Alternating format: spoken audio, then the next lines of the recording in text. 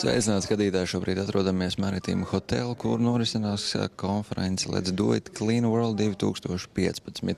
Šeit atradīsimies līdz 10:30. Savukārt arī dienas otrajā pusē atgriezīsimies, kad būsim tiešraidē no 3 līdz 4 jeb vakara ziņu izlaidumam.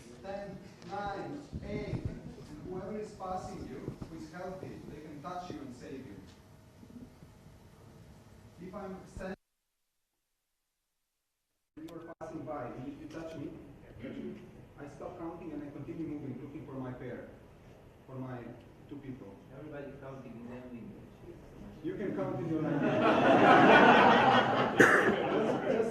just take care that you are seen, and you also try to pay attention. And I'll be really running around through the group and touching you, trying to kill the ecosystem, and we'll see what happens. So the ones moving ahead and kill the ones, but you are not allowed to move outside of the line between. If I have, for example, Rainer and you, then I can be saving people who are here. I can't just run there and save somebody else. I cannot go to Paul and save him.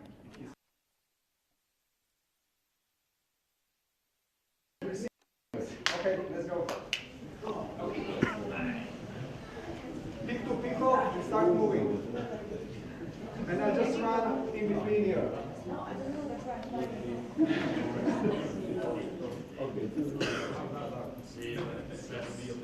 If you don't see him and say him,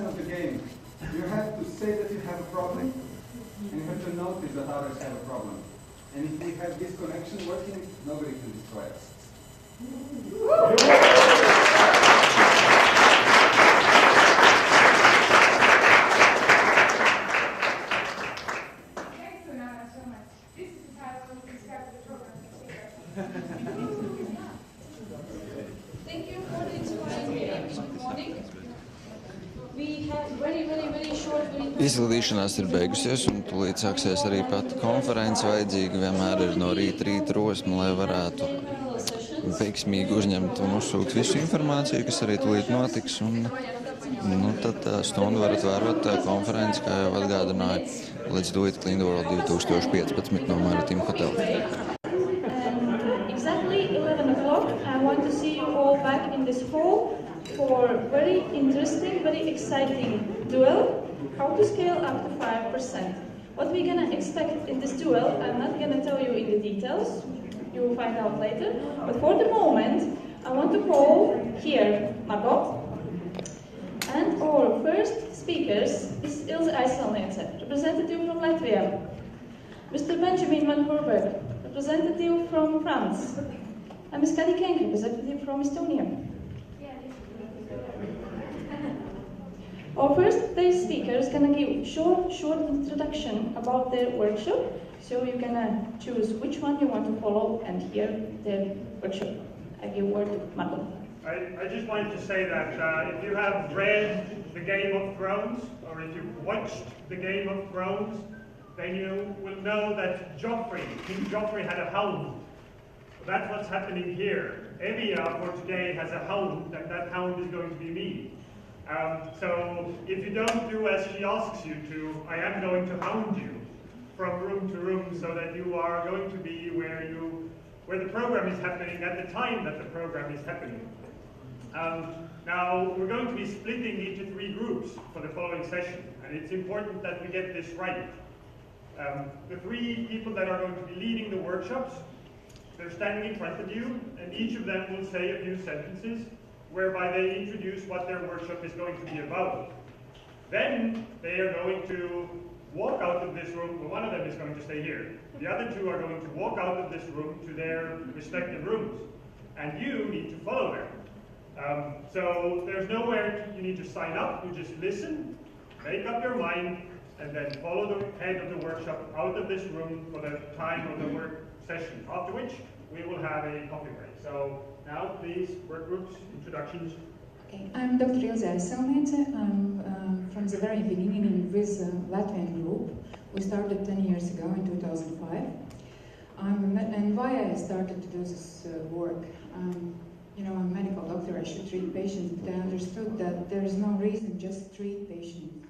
We have to think about causes. And environmental pollution is the biggest problem for human health and for the health of our planet now. Therefore, today I would like to just share some information about the situation on our planet now, and what we can expect, and what we all together could do to raise awareness about the health of the planet and health of humans. This is what we are going to do today, here in this room. Good morning again. My workshop named Feedback is going to be a discussion round of how we can make information flow inside the network in a way most useful to all. I'm every day working with the Let's Do It teams in the world, and with volunteers who are supposed to mediate this information from the network to the countries, between the countries. Obviously, we can do much better. So what my workshop is going to be focused on is in how to take this information that you have and give it to the service of the network and the other way around. Thank you. Hi everybody, I'm Benjamin and I will work with you on the marine litter workshop. It will be a general discussion about this problematic. We can find many litters on our beaches all around Europe, all around the world, and it's a thematic of my NGO, Surfrider, maybe you know. And we will discuss about the problem, where does it came, and how can we fight against it, or I don't know, or whatever you want to speak, because it will be a discussion. So if you want to speak to another thing, we can, no, for real, we will stay on marine litter, but it will be on the bailing room. When you get out, it's on the right and on the end of the. You're fine. Thanks anyway. Okay, so I'm asking the work group heads to stay here for 1 minute. You can think about what you just heard and make up your mind where you want to go. But before that, in the 3 o'clock session, we have some spare time. So if you don't see a workshop in the schedule that you think should be there, that you would want to invite people to come together to talk about that specific thing, then please write down what you think that specific thing should be for the 3 o'clock session workshop. And give that in a written form to Elia wherever you see her flying by. And then if we get more than one, we will obviously have, or many suggestions, we'll have to make some choices, but if not, it's very likely that you will get to do that workshop. Invite people together for that specific discussion or topic for the 3 o'clock session. So suggestions in a written form to Elia, please, wherever you see her flying. But now then, for the next hour, please make your choice as the leaders of the work groups walk to their respective locations. Health of Nature and Humans in this room right here. Let's Do It Feedback with Friday in room Riga, just opposite. You walk outside, just opposite, across the hall is room Riga. And then Marine Litter with Benjamin in room Berlin. You walk out of this room and turn to your right. You will see the signs on the wall. Coffee break starts at 10:30. The following session, the debate, starts at 11 a.m., at which point I'm kindly asking you to return to this hall. Thank you.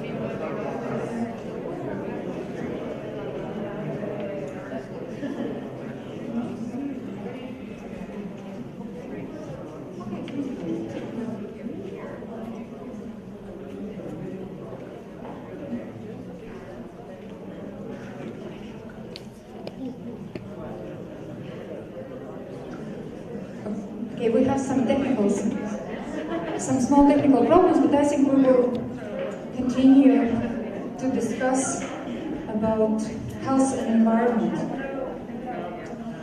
In 2007, Cornell University did a kind of research work, and they concluded that 40% of deaths worldwide are caused by water, air, and soil pollution. And such environmental degradation coupled with growth in world population are major causes behind rapid increase in human disease worldwide. What are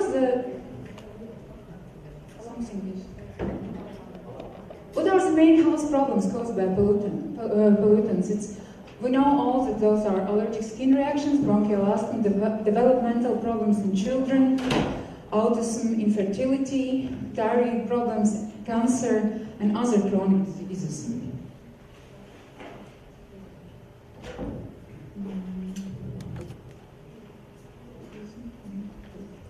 According to the World Health Organization, in 2012, they concluded that 8.2 million deaths worldwide are caused by cancer. And it's absolutely clear that many pollutants are carcinogenous. And unfortunately, nowadays, 60% of world's total new annual cases occur not in the modern world, but occur in Africa, Asia, and Central and South America, in countries with low and middle income. Unfortunately, in these regions, the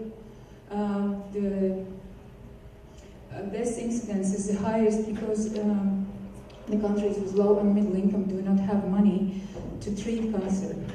Unfortunately, cancer treatment nowadays is the biggest problem, and today in the United States there's big discussion why the treatment of cancer and the new drugs are so expensive for humans. And unfortunately, quite often health systems are not well equipped and they cannot deal with treatment of cancers. We can talk, there are different cancers related to pollutants, and more than 40% of all cancers are related to pollution on our planet. If we talk about how many people are diagnosed with cancer every year, then currently there are 40 million diagnosed with cancer, but this number will increase. By 2025, 90 million might be diagnosed with this disease. After 5 years, 22 million, and after 5 years, 24 million. This is medical statistics according to the previous years and how this increase may happen. This data is from the data I took from Oxfam survey that was performed last year and from WHO materials. Unfortunately, the biggest problem is with our children. Since 1960s, increase of cancer in children in UK and also worldwide has increased for 35–40%, and the cancer nowadays is the second leading cause of deaths in children after accidents in the United States. Is there any connection? There is big connection, and I will talk about some pollutants. And but what is very important is important to understand when we are trying to clean our forests, our parks, our environment where we live, our cities. Sometimes people do things that the main problem is to make everything clean and nice, looking nice. But sometimes, and what they do, sometimes they even bury the waste in the ground or do incinerate waste, which is even more damaging for our environment, instead of just leaving it's lying there, because incineration, burying in wrong places is even more dangerous, because those pollutants leak into our groundwaters, in our soil. It pollutes the growing vegetables and animals living around, and of course the water. The water pollution is a very big problem. Endocrine disruptors. Many of pollutants we have nowadays, they are endocrine disruptors. What they do? They mimic our endocrine system, and I will not go in details because we can discuss or you can read about this. But what they do not allow our body to develop normally, and also they interrupt the normal production of proteins, the normal genetic cycle, the normal work of our DNS and RNS, which is important for a healthy human being. If we have endocrine disruptors in our body, that means that our protein will not be a normal one, and our cells will not be the normal ones. That means that this, the process of disruption is one of the reasons why we in our bodies do develop the cancerous cells that are not the part of our normal living cycle, and causes a big problem for our health. You know, our endocrine system is a very difficult one. I will not go into details, but what is very important that here, where the hormone as a receptor complex works to develop the normal proteins for our body and to build new cells, what happens? Comes this chemical, and the normal protein will not be synthesized. The first endocrine disruptor was a medical medicine developed in 1939, and many human beings use this medicine to prevent and to promote the growth of children. Actually, they use this medicine to support pregnancy, and finally, after almost 40 years, what was found out that this medicine doesn't help. This medicine causes cancer in children who were born in mothers who use this medicine. There's in 1972 there was a big campaign and a movement called Deaf Children, because the girls of mothers and the boys of those mothers in early age, around 20–30 years, they developed very serious cancers and rare cancers. Therefore, actually, our planet, many countries, many governments are spending tremendous money to treat cancers in patients. We spend public money, we spend private money, but actually, if we would think about what we are doing and how we are treating nature and how we are dealing with our nature mother every day, it might change the numbers I just mentioned. The number of people who might be diagnosed with this very serious illness after 10 and after 30 years. I just would like to talk about few chemicals that are recognized as cancerogenous, as endocrine disruptors, as those who causes allergies. The one is PBDs.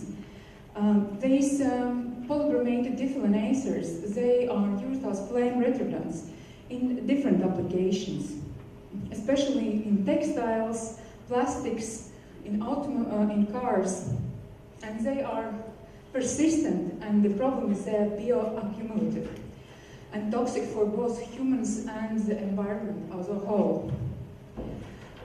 And the critical endpoint of concern for human health with those chemicals is that neurobehavioral effects, not only cancerogenous, but also, like, for example, some UDS, like some attention deficit syndromes or other things.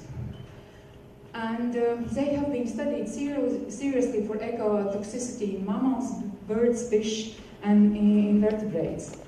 And actually, in many countries, also in Western world, the wildlife may be at or very near to adverse effects that cause also changes in animals. Then we know phthalates, and phthalates are very popular till now, and they are made. They are used to make plastic more flexible and harder to break.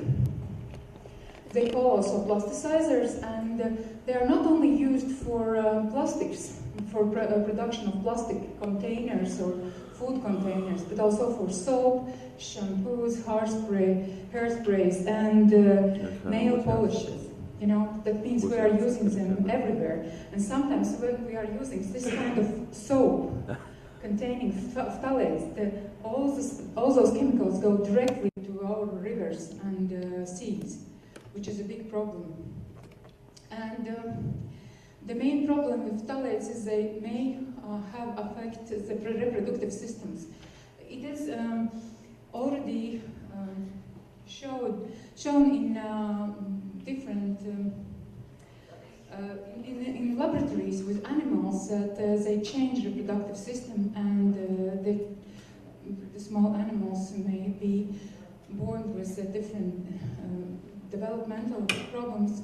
But now the next stage is to find out more about exposure of phthalates in human, and what is the consequences for humans using those chemicals in their daily life.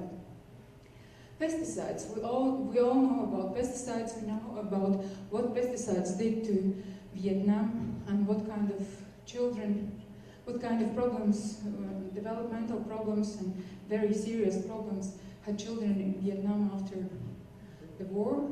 We know also about activities of Monsanto in Argentina and developmental problems of children in Argentina.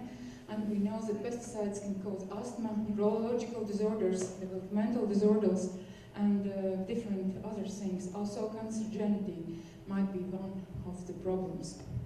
But still, we are trying to somehow talk with the big industry and convince them that maybe we can find different ways to increase productivity in agriculture. For example, we can think about permaculture or different approach to the agriculture.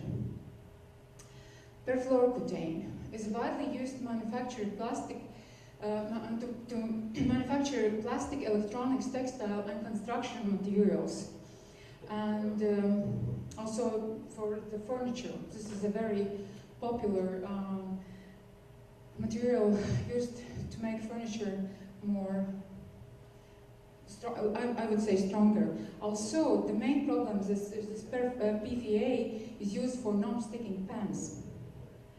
And PFA has possible carcinogenic activity. And therefore, we have to be very careful also with the dishes we are using, with pans and non-sticking pans we are using every day. And another very serious material is PCB, and it was used in United States. This material to also one of the plasticizers was synthesized in 1929. It was banned in the United States in 1979. And this, the reason why it was banned in the United States was that they proved that this substance can cause cancer and have a different adverse effects on health. But unfortunately, there are countries who still use... Uz neilgu brīdi aiziesim reklāmas pauzē, atvadamies no konferences Maritīma Hotel, kuru norisinās konference ar nosaukumu Let's Do It, Clean the World 2015, jeb izdarīsim to, satīrīsim pasauli. And the main problem is incorrect incineration of waste. Therefore, the one of the activities we have in Latvia, we're trying to convince our people